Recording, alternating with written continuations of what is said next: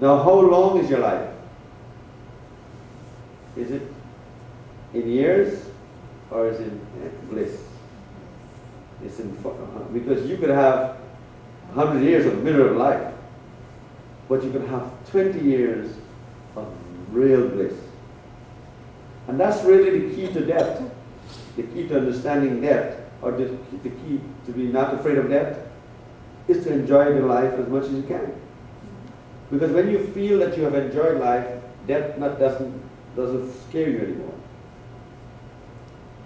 Because you're enjoying your life, so death doesn't become a threat anymore. You have lived your life. You have done the things that make you happy.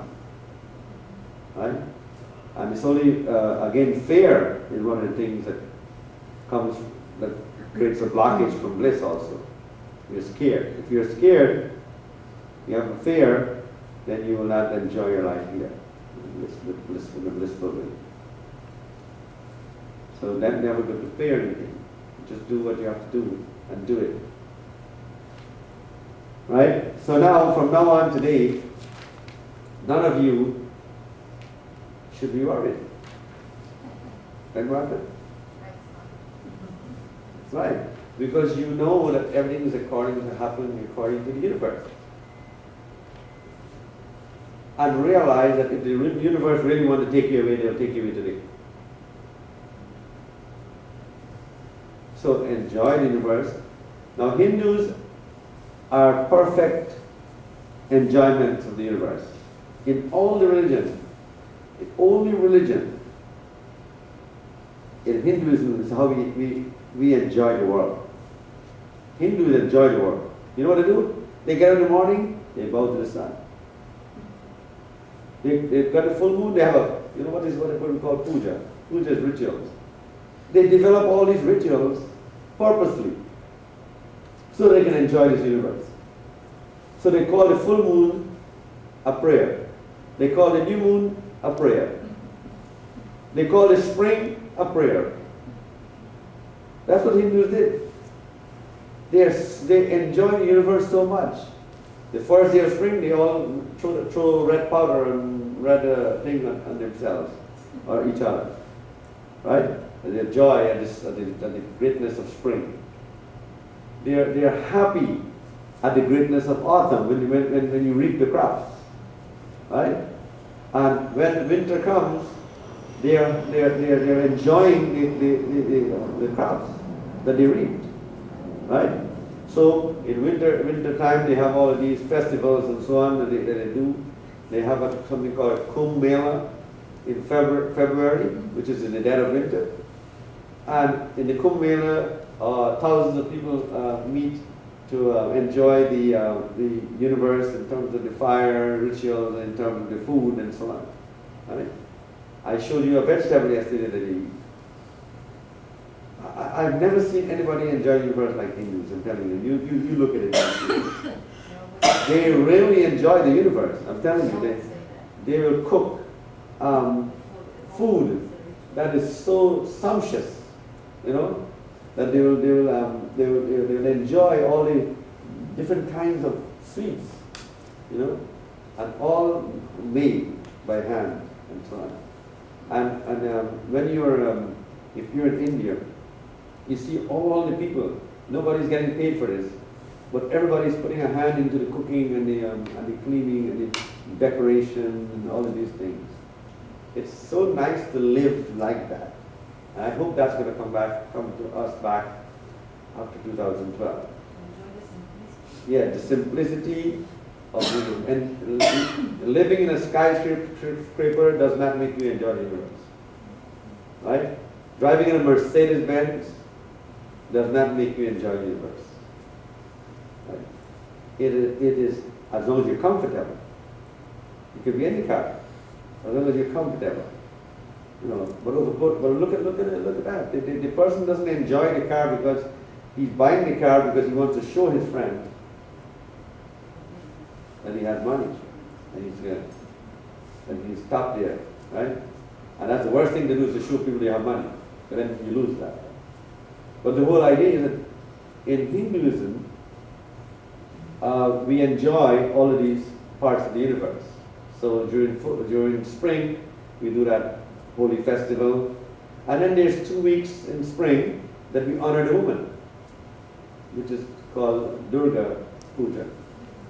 And so we honor the greatness of the woman, how the woman is adorned, and how the greatness of that, all of these things. And the decoration of the woman and so on. So we worship Durga, the greatness of her as a mother. Right? Then they worship the earth. You know, every day in India, they take a lump of earth, they go to the dirt, and they actually make an image of the earth, and they print it. In one part of India, they do that. When we get married, when there's a wedding, our weddings last 3 or 4 days. We don't have a one-day wedding. The Hindu wedding lasts for 4 or 5 days sometimes. Because first day, they pray to the earth. They ask the earth's permission to get married. Then the next day, they pray to the planets and everything, and then they get married under the tent like that. And then they honor the parents and everything, all the families that day and everything. And then the third day is the honeymoon, and they celebrate by doing certain prayers at the sea and so on, and also serving certain types of meat like chicken or whatever. The purpose of the serving of the meats usually is because the honeymoon, she's a virgin, so they celebrate the breaking of that virginity and so on. So the whole idea is that we enjoy we put everything to the universe. We enjoy it with the universe. See? And that's where the mantras come in and so on. And then prayer to the sun, prayer to the moon, prayer to all of these things. So again, it's so nice when you can do that and you never have a boring life. Your life is never, you don't have time to fight. You don't have time to quarrel. You don't have to time to, you're still busy with all these festivals and things like that. So India was once like that until, you know what happened to India? Until they started to harass the women. See the power of the woman again. When they started to harass the woman, which is they had a tradition where they killed a woman or they treated a widow as a sacrifice at the time they were burning the body of the husband. So she gets burned alive. Mm-hmm. So that was what brought India down. And because they came to a point where they would burn the wife alive when the husband died. So that was really the no-no. Even God got angry and brought India down. But why would they do that, Swami? Like, what reason? What was people became too fanatical with the religion, with the traditions and so on. Yes. Remember, religion is not really real. Religion is one man's idea. True. Yeah, what's real is spirituality. Spirituality is real because spirituality is about you and the universe. And it makes everyone alive. It makes every life valuable.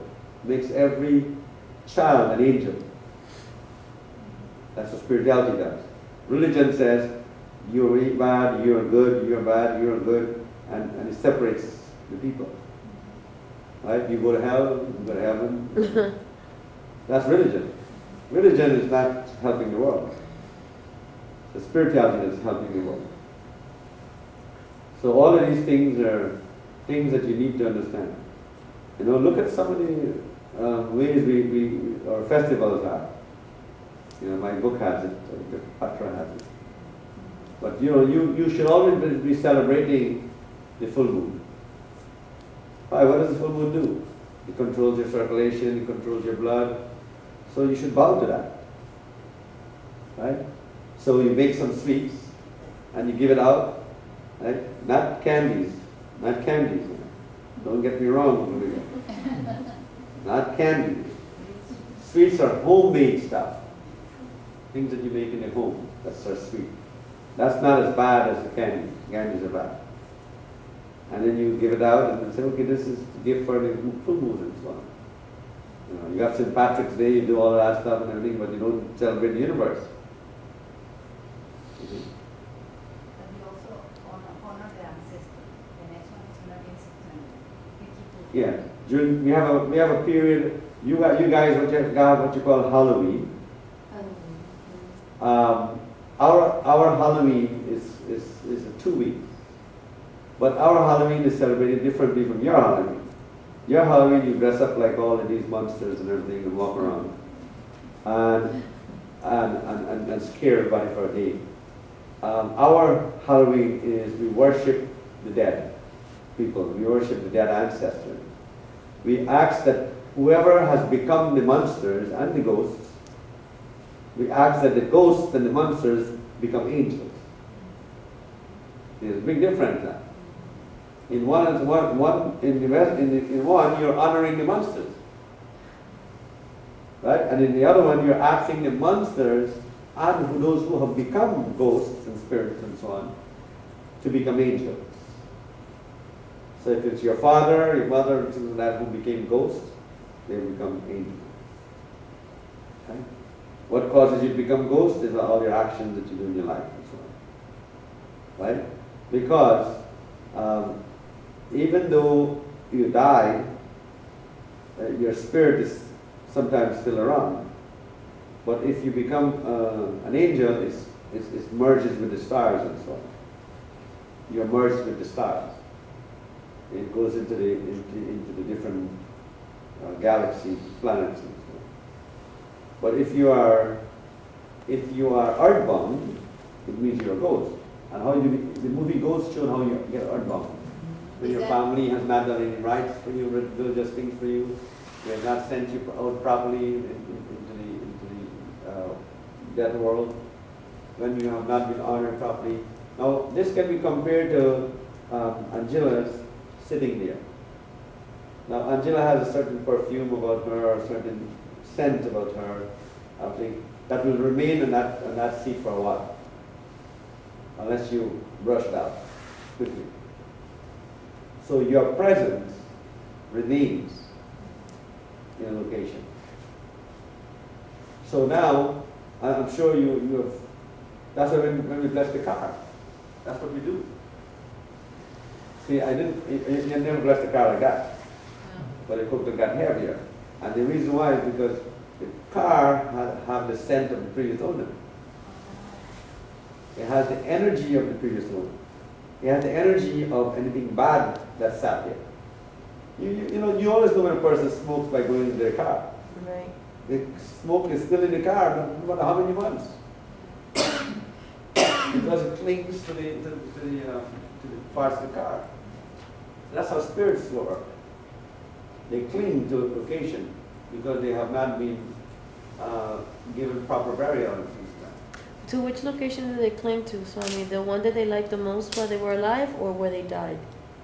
No, it does in different situations again, because wherever they die, they will cling to that location. But if you are, if it's your uncle or somebody who, for example, didn't think you were praying or doing things well in life, they will cling to you also. Oh. Is that the ritual we did with the seeds and the plant? Yes. Where you put the that's the Pitri Puja, right? Yeah. Where you put the souls to rest. You have to do that. See, we don't realize it, but we are part and parcel of this universe. We are exactly part of the universe. So you have to realize the power that you have within you. Okay, let's do the chant for bliss. Do you know the chant for bliss? Yes. Let's do it. What is it? No, I'm just saying let's do it. Would it be blissful? I say, what is the chant for bliss? Govinda Jai Jai, Govinda Jai Jai. Gopala Jai Jai. Because Krishna, our Lord Krishna, he's Govinda. Govinda means the universe. It means I am the universe.